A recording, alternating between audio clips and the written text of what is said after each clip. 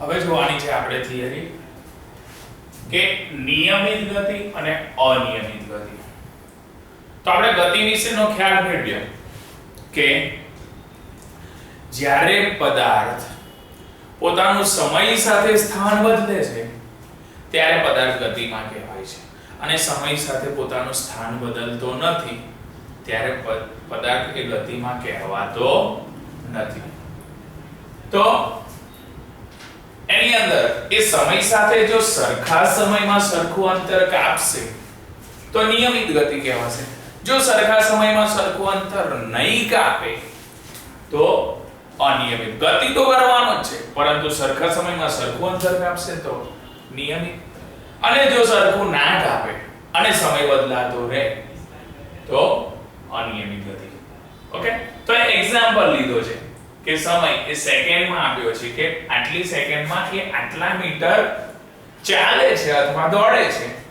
તો એનું સ્થાન એટલે એક પદાર્થ એ લીધો, બીજો બી લીધો, તો 0 પ્રારંભિક સ્થાન ઉપર એ લોકો 0 છે, પરંતુ 10 સેકન્ડ બાદ બંને 4-4 મીટરનું અંતર કાપે છે. 20 સેકન્ડ થશે ત્યારે 8 જ્યારે એ પદાર્થ હશે એ 4 ની જગ્યાએ 8 મીટર ચાલ્યો હશે, જ્યારે બી છે એ 12 એટલે બી થોડો ઝડપથી ચાલ્યો છે એટલે વધારે મીટર અંતર કાપે છે. પાછો એ 30 સેકન્ડ થશે, એના પછીની 10 સેકન્ડ બાદ બીજા 4 નો વધારો કરે છે, જ્યારે આ બીજા ત્યાં આગળ 12 છે એટલે 12 એટલે ત્યાં સ્થિર રહે. એટલે કહેવાનો મતલબ એ સમય સાથે પોતાનું સ્થાન અમુક ઝડપથી બદલે છે ને અમુક ધીમેથી, પરંતુ એ જે છે એ સરખા સમયમાં સરખું અંતર કાપે. દરેક વખતે 4-4 કિલોમીટરનો વધારો થાય, 4-4 મીટરનો વધારો થાય છે. તો અહીં આગળ કહે છે કે તમે જોયું કે પદાર્થ A અને B જુદી જુદી ગતિ કરે. ખરેખર A અને B નો પ્રારંભિક સમય સરખો છે, પરંતુ તેને કાપેલું અંતર પણ સમાન છે. જો બંને સરખા અંતરે અને જો સરખા સમયમાં પસાર થાય તો પદાર્થ A નિશ્ચિત સમયના અંતરે ગતિ બદલે છે અને પદાર્થ B માટે સમય અનિશ્ચિત છે, અલગ અલગ સમયમાં અલગ અલગ અંતર કાપે છે. જો પદાર્થ એ સરખા દળના હોય અને તેનું સ્થાન સરખું હોય તો પદાર્થ B ના દળ અને સ્થાન પણ કેવા છે? જુદા જુદા આપેલા છે. જો કોઈ ગતિમાન પદાર્થ સમયના એક સરખા ગાળામાં એક સરખું અંતર કાપે તો એ નિયમિત ગતિ કરે છે. તેમ એક સરખા સમયમાં એક સરખું અંતર કાપે તો એને નિયમિત ગતિ કહેવાશે. જો કોઈ ગતિમાન પદાર્થ સમયના એક સરખા ગાળામાં એક સરખું અંતર કાપતો ન હોય, સરખા સમયમાં સરખું અંતર કાપે ના, તો એને શું કહેવાશે? અનિયમિત ગતિ કહે છે. તો સામાન્ય રીતે મોટા ભાગના વાહનો એ અનિયમિત, કારણ કે ભીડભાડવાળા રસ્તા પર જઈએ તો જો રસ્તો ખાલી હોય તો આપણે ઝડપથી ગતિ કરીએ છીએ, પરંતુ રસ્તો ભરચક, કહેવાનો મતલબ કે ભીડભાડ ટ્રાફિક વધારે હોય તો આપણે ગતિને શું કરીએ છીએ? ધીમી કરીએ છીએ, વાહન ધીમે ચલાવીએ છીએ. તો એ અનિયમિત ગતિ કરે છે. આ બંને માટે સમય વિરુદ્ધ પરિસ્થિતિનો અહીં આગળ આલેખ, સમય સાથે જે સ્થાનાંતર કરે છે એનો આલેખ અહીં આગળ દર્શાવે. જો એ સરખા સમયમાં સરખું અંતર કાપતો હતો, બરાબર છે, તો એ સુરેખ પથ પર, કહેવાનો મતલબ એનો આલેખ એ સુરેખ મળે છે. જ્યારે B એ વધારો છું એ રીતના એનો ઝડપ વધારો ઘટાડો એ રીતના થતો હતો, તો એ પ્રમાણેનો આલેખ એનો સુરેખ B નો, પદાર્થ B નો આલેખ એ સુરેખ મળતો નથી. તો આની અંદરથી આપણને ખબર પડે કે અમુકમાં વધી જાય છે, ઓછા સમયમાં વધારે અંતર કાપે, વધારે સમયમાં ઓછું અંતર કાપે. જો સરખા સમયમાં સરખું અંતર કાપે તો નિયમિત કહેવાય, સરખા સમયમાં સરખું અંતર ન કાપે તો અનિયમિત કહેવાય. તો એના પરથી આપણને નવી ભૌતિક રાશિનો અનુભવ થાય કે સ્પીડ, બરાબર છે, ઝડપ, જેને આપણે કહીએ છીએ ઝડપ. તો ઝડપનું પહેલું આપણને સૂત્ર આવડવું જોઈએ કે કાપેલું અંતર, તે અંતર કાપવા માટે લાગતો સમય. તો અહીંયા આગળ એક એક્ઝામ્પલ લે છે. રોજિંદા જીવનમાં આપણે હંમેશા ઘણા બધા પ્રકારની યાત્રા વિચારીએ ત્યારે અંતર અને પહોંચવા માટે લાગતો સમય, જેથી જમવાનું કે વગેરે જેવી વ્યવસ્થાની વિચારણા માટે બે વસ્તુ વિચારવી પડે કે સ્થાન કેટલું, એક્ઝામ્પલ લીધું, કોઈ વસ્તુ આગળ આપણે પહોંચવું હોય તો કેટલા સમયમાં આપણે કેટલું અંતર કાપીશું, તો ઝડપનું સૂત્ર છે કે કાપેલું અંતર અને લાગતો સમય. તો એના પરથી આપણને વ્યાખ્યા, સૂત્ર પરથી વ્યાખ્યા બનાવી હોય તો બને કે એકમ સમયમાં, સમય નીચે આપેલો છે, એકમ સમયમાં પદાર્થે કાપેલા અંતરને તેની શું કહેવાય, ઝડપ કહેવામાં આવે છે. આ ઝડપને આપણે વધુ સરળ વપરાશમાં લઈએ તો એકમ કયો લઈએ, તો અંતરનો એકમ આપણે કિલોમીટર લઈએ અને સમયનો એકમ આપણે કલાક લઈએ, તો થાય કિલોમીટર પર કલાક. અને જો નાનો એકમ લઈએ એટલે ઇન્ટરનેશનલ સિસ્ટમ પ્રમાણે, બરાબર છે, તો અંતર એ મીટરમાં હોય, સમય એ સેકન્ડમાં, તો આપણે મીટર પર સેકન્ડ એ રીતના પણ આપણે લઈ શકીએ છીએ. તો ઝડપ એ અગત્યનો ક્વેશ્ચન છે, એ ઘણી બધી વાર એક્ઝામમાં એ પૂછાય છે. ઝડપ જો વધે, સમય સાથે સરખું સ્થાન બદલાશે તો એની નિયમિત ઝડપ કહેવાશે, પરંતુ જો સરખા સમયમાં સરખું અંતર નહીં કાપે તો એ પણ અનિયમિત ઝડપે ગતિ કરે છે એવું કહી શકાય, બરાબર છે. આમ ઝડપમાં વધારો ઘટાડો થાય તો એના પરથી નવી ભૌતિક રાશિ વેગ અસ્તિત્વમાં આવે છે. તો વેગ વિશે આપણે જોઈએ કે જો તમે જુદા જુદા સ્થળે 3, 4 અને 5 માર્ગે પહોંચવાનું છે એવું કહેવામાં આવે, અલગ અલગ માર્ગે આપણને પહોંચવાનું છે, તો એ માર્ગની લંબાઈ જો જુદી જુદી હોય તો કયો માર્ગ પસંદ કરવો, તો આપણે કહેવાનો મતલબ કે ઓછું અંતર કા સ્થાનાંતર ઓછું થાય એ રીતના તો જે આપણે નાનો માર્ગ હોય છે તે પસંદ કરીએ છીએ અને એને આપણે ત્યાં સુધી આપણે અંતર કાપીશું, ત્યાં સુધી પહોંચીશું તો એને સ્થાનાંતર કહેવાય. શું કહેવાય? સ્થાનાંતર. તો અંતર પરથી આપણે સ્થાનાંતર વિચારો કે પ્રારંભિક બિંદુ અને અંતિમ બિંદુ, તો અંતિમ બિંદુમાંથી પ્રારંભિક બિંદુ બાદ કરીએ તો આપણને સ્થાનાંતરનું મૂલ્ય શું થઈ જાય છે? મળી જાય છે. તો આથી ગતિ નાના માર્ગ પર શરૂઆતના બિંદુથી શરૂ કરીને એ અંતિમ બિંદુ સુધી પૂર્ણ થાય છે તો કેટલી ઝડપે ગતિ કરે છે, બરાબર છે, તો એને આપણો વેગ તરીકે ઓળખાઈએ છે. તો વેગનું સૂત્ર છે સ્થાનાંતરના છેદમાં સમય, એટલે એ સ્થાનાંતરના છેદમાં સમય છે તો એ વેગના સૂત્ર પરથી આપણે એક એની વ્યાખ્યા બનાવીએ કે એકમ ગતિમાન પદાર્થ હોય, કોઈ પણ પદાર્થ ગતિમાં હશે તો ગતિમાન પદાર્થે એકમ સમયમાં જેટલું સ્થાનાંતર કરેલું હોય એટલે કે કરેલા સ્થાનાંતરને તેનો વેગ કહેવાય. કે છે કે ગતિમાન પદાર્થે એકમ સમયમાં કરેલા સ્થાનાંતરને વેગ કહેવામાં આવે છે. આમ વેગ અને ઝડપ બંનેનો એકમ સરખો છે કારણ કે સ્થાનાંતર એ સ્થાનાંતર મીટરમાં હોય અને સમય સેકન્ડમાં હોય તો વેગનો એકમ પણ SI એકમ પદ્ધતિ પ્રમાણે મીટર પર સેકન્ડ થાય. જો મોટો એકમ લઈએ, બરાબર છે, તો કિલોમીટર આવે, તો સમય માટે કલાક આવે, તો થશે કિલોમીટર પર કલાક. ઓકે, તો સ્થાનાંતર માટેનો સૌથી ટૂંકો રસ્તો એ શરૂઆતના બિંદુથી શરૂ કરીને અંતિમ બિંદુ સુધીનો સમય હોય છે. એટલે કે વેગ એ શરૂઆતના બિંદુથી અંતિમ બિંદુ સુધી શું કરી શકાય છે? વ્યાખ્યાયિત કરી શકાય છે. અને આપણે એને જે દિશામાં ગતિ કરી હોય એને આપણે વેગની દિશા કહીએ છીએ, પરંતુ એ ઝડપની દિશા નથી, કારણ કે ઝડપ એ માત્ર પદાર્થે કાપેલું અંતર એના પર જ આધાર રાખે છે, એની માટે દિશાની કોઈ જરૂરિયાત હોતી નથી. પરંતુ જે દિશા પર વેગ છે, વેગ એવી રાશિ છે કે જે દિશા પર આધારિત છે, એટલે જે રાશિને આપણે દર્શાવવા માટે ફક્ત મૂલ્યની જરૂર પડતી હોય એને અદિશ કહેવાય. જેને રાશિને દર્શાવવા મૂલ્ય અને દિશા બંનેની જરૂર પડતી હોય તો એ સદિશ રાશિ કહેવાય. તો અહીં એવી રાશિઓ છે જે દિશા પર આધારિત છે તેને સદિશ રાશિ તથા દિશા પર આધારિત ન હોય તેને આપણે અદિશ રાશિ કહીએ છીએ. તો વેગ એ સ્થાનમાં થતો ફેરફાર અને છેદમાં તે માટે લાગતો સમય. સ્થાનમાં થતો ફેરફાર એટલે સ્થાનાંતર અને સમય એટલે કે સેકન્ડ. તો એ કહી શકાય મીટર પર સેકન્ડ. આ વેગની એ થિયરી હતી કે સ્થાનાંતરના છેદમાં સમય એ સૂત્ર પરથી આપણે દર્શાવી શકીએ.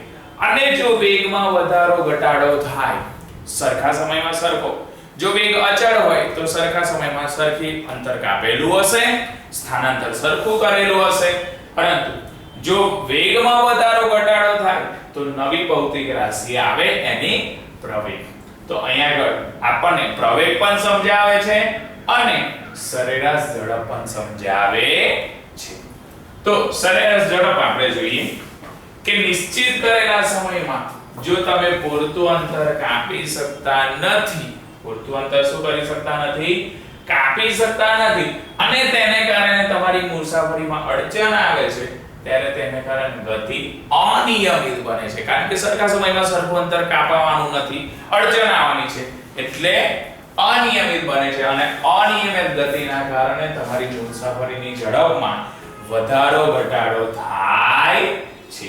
આથી પદાર્થ હંમેશા એક સરખું અંતર એક સરખા એકમ સમયમાં નથી કાપતો, એટલે સરખા સમયમાં એ કાપી શકવાનો નથી. જો કે ઘણી બધી વખત એ અનિયમિત ગતિ કરતો હોય છે, તો આવા સંજોગોમાં પદાર્થની ગતિનો આપણે સરેરાશ વેગ નામની રાશિની મદદ લેવી પડે, અથવા સરેરાશ ઝડપની. તો કે સરેરાશ વેગ એ ગતિમાન પદાર્થે કરેલું સ્થાનાંતર અને તે માટે લાગતા સમયગાળાનો ગુણોત્તર, એને આપણે સરેરાશ વેગ અથવા સરેરાશ ઝડપ એના તરીકે ઓળખી શકીએ.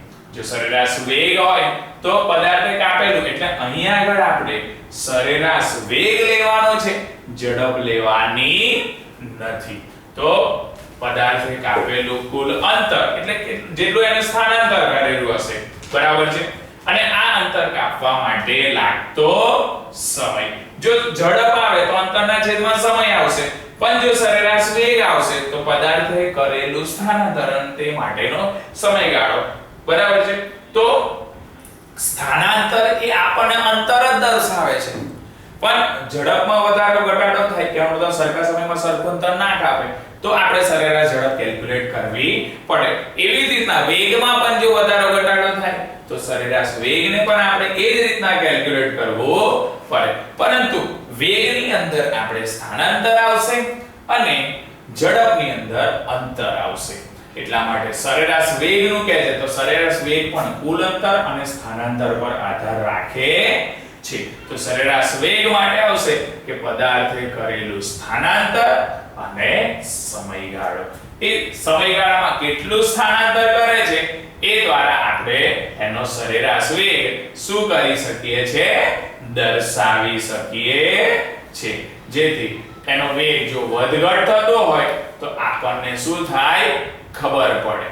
એ જ રીતના આપણે એનો પ્રવેગની વાત કરીએ. કોની વાત કરીએ? પ્રવેગ. તો પ્રવેગ આવશે તો પ્રવેગમાં હશે વેગમાં થતો ફેરફાર હશે. શું હશે? વેગમાં થતો ફેરફાર હશે, બરાબર છે. પ્રવેગ, તો પ્રવેગની વસ્તુ એ લોકો સમજાવે તો પ્રવેગની અંદર વેગમાં થતો ફેરફાર અને તે માટે લાગતો સમય, બરાબર છે. અહીં પ્રવેગની વસ્તુ છે તો પ્રવેગ એ રીતના આપણે સમજીએ કે વેગમાં જ્યારે ફેરફાર આવશે ત્યારે જ પ્રવેગ ઉત્પન્ન થશે, બરાબર. તો પ્રવેગનું સૂત્ર થાય કે વેગમાં થતો ફેરફાર અને છેદમાં સમય. તો એકમ પદાર્થના ગતિમાન પદાર્થ હોય એના એકમ સમયમાં થતા વેગના ફેરફારને અથવા વેગમાં થતા ફેરફારને આપણે પ્રવેગ તરીકે ઓળખી શકીએ છે. અને એ પ્રવેગનો ભૌતિક રાશિ એની માટે આપણે દિશા દર્શાવવી પડે, એટલે એ એક પ્રકારની સદિશ રાશિ છે અને પ્રવેગનો એકમ મીટર પર સેકન્ડ સ્ક્વેર થશે. કારણ કે વેગનો એકમ આપણે મીટર પર સેકન્ડ હતો અને પ્રવેગનો એકમ મીટર પર સેકન્ડ સ્ક્વેર એટલા માટે થશે કારણ કે વેગમાં થતો ફેરફાર એટલે ઉપર વેગ આવશે નીચે સમય આવશે એટલે વેગનો એકમ મીટર પર સેકન્ડ અને સમયનો એકમ સેકન્ડ એટલે સેકન્ડ સ્ક્વેર થાય એટલે એની માટે પ્રવેગનો એકમ આપણે મીટર પર સેકન્ડ સ્ક્વેર આપણે શું કરી શકીએ છે લઈ શકીએ છે ઓકે તો હવે આપણે આલેખીય પદ્ધતિની મદદથી ગતિનું નિરૂપણ કરવાનું છે તો અલગ અલગ સમયમાં અલગ અલગ ગતિ કરે છે અલગ અલગ સ્થાને અલગ અલગ અંતર કાપે છે તો એની માટે પહેલું છે કે આલેખનું આપણે જે નિરૂપણ કરીએ તો સમયમાં આલેખનું નિરૂપણ બરાબર છે કે કેટલા સમયમાં કેટલું અંતર કાપે છે અહીં બતાવેલા છે કે પ્રારંભિક જુદા જુદા સ્થાને આમાં આપણે એને x અક્ષ પર દર્શાવીએ છીએ બરાબર છે કે છે એક સરળ પૃથ્થકરણ સમજવાની રીત છે ને પદાર્થની ગતિ એ આલેખની રીતે થાય છે ગ્રાફ પરથી પદાર્થની ગતિ પર આધારિત છે જુદા જુદા સમય અને તેને પ્રત્યક્ષમાં સમય એ x અક્ષ પર દર્શાવીએ છીએ બરાબર છે x અક્ષ પર આપણે શું કરીએ છીએ સમય અને સ્થાન તો સ્થાનને આપણે કોની પર y અક્ષ પર દર્શાવે છે અહીંયા આગળ કહે છે કે 0 સમયના સેકન્ડમાં છે મીટર 0 સેકન્ડ એ 0 પ્રારંભિક સ્થાન છે 1 સેકન્ડમાં એ 10 મીટરનું 2 સેકન્ડમાં 20 3 સેકન્ડમાં 30 4 સેકન્ડમાં 40 આ રીતના એ અંતર કાપે છે અને એની અહીંયા આગળ આલેખમાં નિરૂપણ સ્થાન વિરુદ્ધ સમયનો આલેખ શું કર્યો છે દર્શાવ્યો છે તો પહેલી સેકન્ડમાં 10 બીજીમાં 20 ત્રીજીમાં 30 ચોથીમાં 40 પાંચમીમાં 50 છઠ્ઠીમાં 60 એ રીતના એ અલગ અલગ તો જે આલેખ મળે છે આપણને સુરેખ આલેખ મળે છે કેમ કારણ કે એક સરખા સમયમાં સરખું અંતર કાપે છે એટલે આપણને નિયમિત ગતિ કરતો હોય તેમ આપણો આલેખ મળે છે અને એ આલેખ સુરેખ મળે છે તો અહીં કહે છે કે આ પ્રકારની સંપૂર્ણ ગતિ દરમિયાન વેગ સ્થિર છે બરાબર છે અને નિયમિત રીતના ગતિ કરે છે એટલે પદાર્થની ગતિ જેમાં વેગ નિયમિત હોય છે એટલે આપણે નિયમિત ગતિ તરીકે આને ઓળખીએ છીએ અને એ સીધી રેખા એ રીતના આપણે શું કરી છે કે એટલે દર્શાવી છે સ્થાનાંતર વિરુદ્ધ જો સમયનો આલેખ દર્શાવવો હોય બરાબર છે સ્થિતિ વિરુદ્ધ સમયનો આલેખ દર્શાવવો હોય તો એ સમય તો x અક્ષ પર અને સ્થિતિ y અક્ષ પર દર્શાવીએ પરંતુ જો સ્થાનાંતર વિરુદ્ધ સમયનો આલેખ દર્શાવ્યો હોય તો સ્થાનાંતર x અક્ષ પર સમયને y અક્ષ પર એ રીતના પણ આપણે શું કરી શકીએ છે બતાવી શકીએ છે તો અહીંયા આગળ જો નિયમિત ગતિ કરતો હોય તો પદાર્થ આ રીતના સુરેખ પથ પર ગતિ કરતો હોય છે પરંતુ જો પદાર્થ સ્થિર હોય કહેવાનો મતલબ સમય બદલાય છે તેનું સ્થાન બદલાતું નથી બરાબર છે તો એનો સમય બદલે સ્થાન બદલાતું નથી એટલે આમ સીધી લાઈન આપણને શું થાય છે મળે છે તો અહીં આગળ કે છે અનિયમિત ગતિમાં શું થાય છે વધારો સમય ઓછો છે અને જો ઝડપથી ગતિ કરે તો એ અનિયમિત ગતિમાં વધારો ઘટાડો થાય બરાબર છે તો અહીં આગળ ગતિમાં સતત શું થાય છે વધારો થાય છે એટલે આ રીતના અનિયમિત આલેખ શું કર્યો છે આપણે દર્શાવ્યો છે અને અહીંયા પણ અનિયમિત ગતિ જ કરે છે સમય સાથે એનું સ્થાન બદલાય છે પરંતુ અહીં ગતિમાં વધારો થતો તો અહીં આગળ ગતિમાં શું થાય છે વધારો હોય તો ઘટાડો કહેવાનો મતલબ ગતિની અંદર ઘટાડો થાય છે તો આ રીતના આપણે સમય સાથે એનું નિરૂપણ કરી શકીએ એવી રીતના વેગ વિરુદ્ધ સમયનો આલેખ છે બરાબર છે તો x અક્ષ પર વેગ છે x અક્ષ પર બરાબર તો x અક્ષ પર આપણે સમય અને y અક્ષ પર આપણે વેગ એ રીતના લઈ શકીએ છે જો સરખા સમયમાં સરખો વેગ હશે બરાબર છે તો સેકન્ડમાં વાત 1 મીટર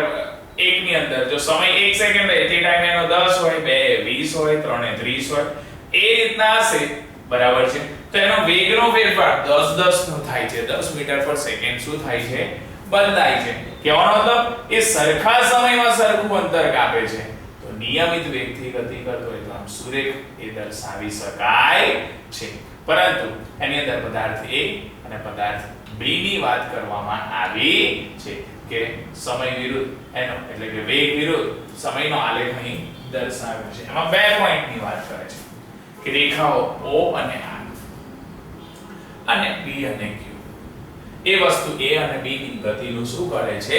એ પદાર્થ A બતાવે છે, અહીંયા આગળ પદાર્થ B બતાવેલો છે. આમ એ પ્રમાણે વેગ વિરુદ્ધ સમયનો આલેખ આપણે શું કરીએ છીએ? દર્શાવીએ છીએ. આ અલગ અલગ રીતના આપણે ગ્રાફ શું કરી શકીએ છીએ? દર્શાવી શકીએ છીએ અને એનું નિરૂપણ કરી શકીએ છીએ. જો એક સમાન વેગથી ગતિ કરતો હોય, બરાબર છે, સરખા સમયમાં સરખું અંતર, તો એ વેગ કેવો મળે છે? આપણને સુરેખ મળે છે. અને જો સરખા સમયમાં સરખો વેગ ના હોય તો એને આપણે અનિયમિત વેગ તરીકે, કોના તરીકે? અનિયમિત વેગ તરીકે આપણે શું કરી શકીએ છીએ? અને લઈ શકીએ છીએ. બરાબર છે? તો એ જોયું, બરાબર છે, વેગનું નિરૂપણ જોયું. એટલે વેગને આપણે વેગ વિરુદ્ધ સમયનો આલેખ જોયો, ગતિ વિરુદ્ધ સમયનો આલેખ જોયો, સ્થાન વિરુદ્ધ સમયનો આલેખ. આ બધા આપણે આલેખ દર્શાવ્યા તો એના પરથી ગતિના શું બને છે? સમીકરણો બને છે. ગતિના સમીકરણમાં એક પ્રવેગ પરથી, પ્રવેગની વ્યાખ્યા પરથી બને છે કે પરિવર્તિત વેગ. પરિવર્તિત વેગ એટલે કે વેગમાં થતો ફેરફાર છે. શું છે? વેગમાં થતો ફેરફાર અને છેદમાં સમય. જો આપણે કોઈક વસ્તુ પહેલા સ્થિર હોય તો એનો પ્રારંભિક વેગ u લઈએ અને અંતિમ વેગ એનો જો આપણે v લઈએ તો અંતિમ વેગમાંથી પ્રારંભિક વેગ શું કરવો પડે? આપણે બાદ કરવો પડે. તો કે જે એક સમાન વેગથી ગતિ કરતી કોઈ વસ્તુ પર વિચાર કે ધારો કે એનો પ્રારંભિક વેગ કયો વેગ? પ્રારંભિક વેગ u લઈએ એટલે t બરાબર 0 સમય અને અમુક સમય પછી એટલે કે t સમય પછી તેનો વેગ જો v થાય તો એ નિયમિત સમય દરમિયાન એને સ્થાનાંતર, બરાબર છે, s જેટલું કરશે. કોના જેટલું કરશે? s જેટલું કરે. તો એ રીતના આપણે દર્શાવીએ તો પ્રવેગની સંજ્ઞા, પ્રવેગ જે છે તો પ્રવેગની સંજ્ઞા આપણે શું લઈએ? a લઈએ અને એ પ્રવેગની સંજ્ઞા a લઈએ તો અંતિમ વેગમાંથી આપણે પ્રારંભિક વેગ શું કરીએ છે? બાદ કરીએ છે. બરાબર છે? અંતિમ વેગમાંથી આપણે પ્રારંભિક વેગ બાદ કરીએ છે. તો v અંતિમ વેગ છે, u પ્રારંભિક વેગ છે, છેદમાં સમય.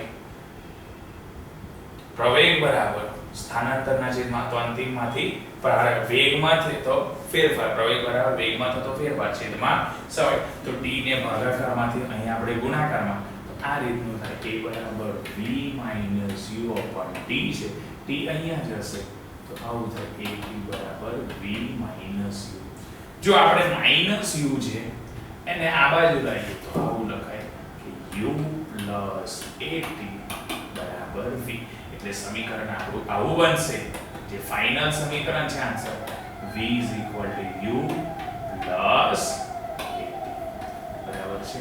તો આ રીતના આપણું પહેલું સમીકરણ શું થાય? સાબિત થાય કે જેથી આપણે પ્રવેગ લીધો અને અંતિમ વેગ અને પ્રારંભિક વેગ અને સમય સાથે આપણે એનો સંબંધ દર્શાવીને v = u + at એવું આપણે સમીકરણ શું કરીએ છે? સાબિત કરીએ છે. ઓકે?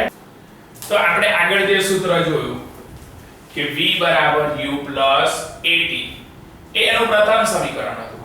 એવી જ રીતના આપણે જો સ્થાનાંતર સાથે જો વેગના સૂત્ર અથવા પ્રવેગનું સૂત્ર જોઈતું હોય તો એની માટે એક બીજું સૂત્ર આવે કે s = ut + 1/2at². s એની અંદર સ્થાનાંતર બતાવશે, u એ એનો પ્રારંભિક વેગ બતાવશે. શું દર્શાવશે? પ્રારંભિક વેગ. t સમય છે અને a આપણને એક્સેલરેશન એટલે કે પ્રવેગ દર્શાવે છે. તો બીજું સમીકરણ સ્થાનાંતર સાથેના સંબંધવાળું જો સમીકરણ જોઈતું હોય તો s = ut + 1/2at². અને જો આપણે એની અંદર પ્રારંભિક વેગ, કયો વેગ? પ્રારંભિક વેગ આપણે જો એની અંદર u બરાબર 0 લઈએ અને એ 0 વાળી કિંમત અહીંયા આગળ, તો આ પદ આપણું શું થઈ જાય છે? 0 થઈ જાય છે એટલે u બરાબર જો આપણે 0 મૂકીએ બરાબર છે તો 0 * t એટલે 0 થશે અને 1/2 at². તો s બરાબર એની અંદર સૂત્ર આપણને એવું મળે કે a u ની જગ્યાએ આપણે પ્રારંભિક વેગ 0 મૂકે 0 * t એટલે 0 તો 1/2 at² એવો ને એવો રહે એટલે s બરાબર સૂત્ર આપણને મળે 1/2 at² બરાબર છે.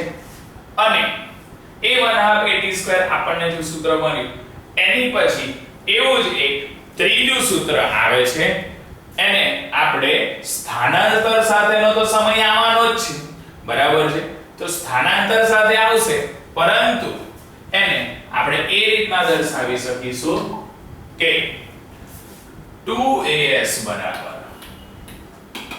v² માઈનસ u² એટલે આવું થાય કે v² minus u² is equal to 2as.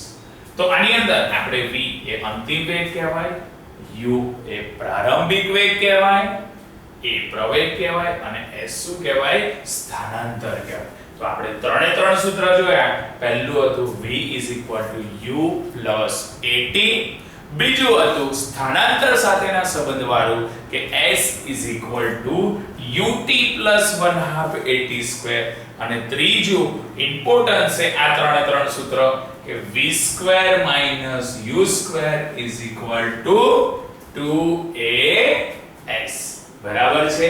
તો આ ત્રણે ત્રણ સૂત્ર એ મોસ્ટ ઇમ્પોર્ટન્ટ છે. ઓકે, હવે આપણે આગળનો ટોપિક જોવાનો છે કે નિયમિત વર્તુળમય ગતિ. વર્તુળમય ગતિ એટલે આપણને ખ્યાલ છે કે ગોળ ગોળ, પરંતુ એનો કેન્દ્ર સ્થાને કેન્દ્રમાં ભાર વધારે પડતો રહેલો હોય છે અને વર્તુળાકાર એટલે કે આપણે ગોળ ગોળ ગતિ કરીએ છીએ. જ્યાંથી શરૂ કરીએ ત્યાં ગોળ ફરીને ત્યાં આગળ આપણે પૂર્ણ કરીએ કે આનો મતલબ વર્તુળમય ગતિ થશે. પરંતુ નિયમિત છે એટલે સમય સાથે આનું સરખા સમયમાં સરખું મૂલ્ય શું થાય છે બદલાય છે. તો અહીંયા આગળ કહે છે કે સમાંતર રસ્તા પર સાયકલની ગતિ જોઈ હશે એટલે સીધી ગતિ કરીએ છીએ અને એક જ પ્રકારની ગતિ કરતા હશે તો અલગ અલગ પ્રકારની પણ એ લોકો ગતિ કરે છે. અને ઝડપમાં જો પેન્ડલ ફાસ્ટ મારીએ બરાબર છે તો ઝડપથી ગતિ એટલે કે ઝડપ વધારે હોય અને ધીમું મારીએ તો ઝડપ ધીમી હોય છે. તો એ સીધી રેખામાં ગતિ કરીએ છે કહેવાનો મતલબ સાયકલ એ સીધી રેખામાં ચાલી રહી છે કહેવાનો મતલબ કે એ ગતિ એક સરળ રેખીય ગતિ છે. પરંતુ આ સાયકલના પૈડાને ધ્યાનથી આપણે જોઈશું તો સાયકલના પૈડા દરેક બિંદુએ એક નિશ્ચિત સ્થાન પર અક્ષથી દૂર રહે છે. ગોળ ગોળ ફર્યા કરતા સાયકલના પૈડા એક તો તે નિશ્ચિત બિંદુની સરખામણીમાં એ શું કરે છે ગતિ કરે છે. પરંતુ જો પેન્ડલ મારતી વખતે તેની ગતિ એક વર્તુળમય ગતિ છે. કેવી ગતિ છે વર્તુળમય. કારણ કે જે વ્હીલ છે સાયકલનું વ્હીલ છે એ ગોળ જ ફરે છે બરાબર છે અને એ પોતે ગોળ પણ હોય છે. આમ પેન્ડલ ન મારવાથી પૈડામાં કોઈ વર્તુળ ગતિ નથી થઈ. જો પેન્ડલ ન મારીએ સ્થિર રહે તો એ ગતિ કરવાનો નથી ગોળ ગોળ. આમ સરળ રેખીય ગતિ છે પરંતુ પેન્ડલ દરમિયાન તેની ગતિ એ વર્તુળ ગતિ થઈ જાય છે. આ સાયકલને કોઈ ભાર વિશે આપણે વિચારીએ તો એક જ સમયમાં બંને પ્રકારની ગતિ કરતો હોય તો એ પૈડાની વર્તુળમય ગતિ દરમિયાન એ સીધી રેખામાં માર્ગ પર આગળની દિશામાં એ પોતે આગળ વધે છે સાયકલ લઈને, પરંતુ જે પૈડું હોય છે સાયકલનું એ વર્તુળમય ગતિ કરતા હોય છે. આ તે સીધી રેખામાં માર્ગ પર આગળની દિશા તરફ વધે છે. એક પ્રકારે ગતિ એક જ સમયમાં વર્તુળ ગતિ સાથે સાથે સરળ રેખીય ગતિ પણ કરે છે. અહીંયા બતાવેલું છે કે ચાર બિંદુઓ A, B, C અને D. તો એને r ત્રિજ્યાવાળા વર્તુળાકાર માર્ગ પર એ વર્તુળ માર્ગ પર એ ગતિ કરે છે અને એક જ વસ્તુની ગતિ એની અંદર વિચારે તો જો ચક્કર વસ્તુ દરેક ચક્કર એક જ સમયમાં પૂર્ણ કરે તો સમાન સમયાંતરે એ સમાન અંતર પૂર્ણ કર્યું કહેવાનો મતલબ એક સરખા સમયમાં સરખું ભલે વર્તુળમય ગતિ કરે છે પરંતુ એને એક સરખા સમયમાં જો એક સરખું અંતર કાપ્યું અને ગોળ ગતિ કરી વર્તુળાકાર માર્ગે એટલે નિયમિત વર્તુળમય ગતિ કરે છે તો તે ગતિ એક સમાન ગતિ કરે છે અને એક સમાન ગતિ દરમિયાન સમાન સમય વિરુદ્ધ અંતર એ સમાન અંતર કાપવામાં આવે છે એટલે કે નક્કી કરેલા ગતિ અને લીધેલા સમય આધારિત એની ઝડપ કેવી હોય છે સ્થિર હોય છે ને એનો અર્થ એ કે એક સમાન વર્તુળ ગતિમાં ઝડપ સ્થિર રહે છે કેવી રહે છે સ્થિર અને એનો વેગ વિચારે તો વેગના ગતિની દિશા વેગ એ ગતિની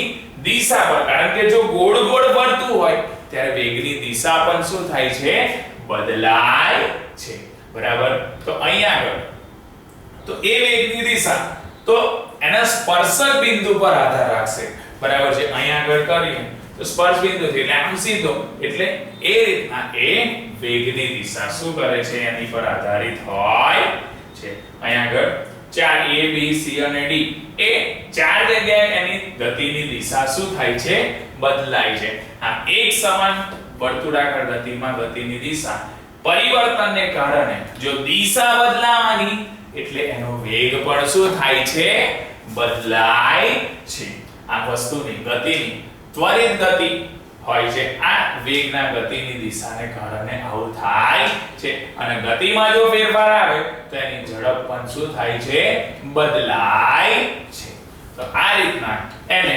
નિયમિત વર્તુળમય ગતિ આપણે શું કરી શકીએ છીએ દર્શાવી શકીએ છીએ પરંતુ વર્તુળમય ગતિમાં એ ગોળ ગોળ ફરે છે આમ વર્તુળમય ગતિનું એક એક્ઝામ નિયમિત વર્તુળમય ગતિનું એક્ઝામ્પલ લઈએ જો પૃથ્વી તો પૃથ્વીની આજુબાજુ એનો ઉપગ્રહ ચંદ્ર એ નિયમિત વર્તુળમય ગતિથી એ ગોળ ગોળ શું થયા કરે છે ફર્યા કરીએ છે અને આપણે જો જાતે પ્રયોગ કરીએ તો પથ્થર એને દોરા વડે બાંધીને આપણે આમ કેન્દ્ર સ્થાને પકડીને એને જો ગોળ ગોળ ઘુમાવીએ બરાબર છે તો કેન્દ્ર સ્થાનના ભાર દ્વારા બરાબર છે એના બેલેન્સ દ્વારા આપણે એને વર્તુળમય ગતિ એટલે ગોળ ગોળ એ પથ્થરને શું કરી શકીએ છે ફરાવી શકીએ છે અને જો આપણે જે જગ્યાએથી એને છોડી મૂકીશું તો એ એના સ્પર્શકની દિશા એટલે કે સ્પર્શકની દિશાથી એની વેગની દિશા શું થશે એ દિશામાં ગતિ કરે છે ઓકે એટલે કહેવાનો મતલબ કે એ એના સ્પર્શ બિંદુ આગળથી એની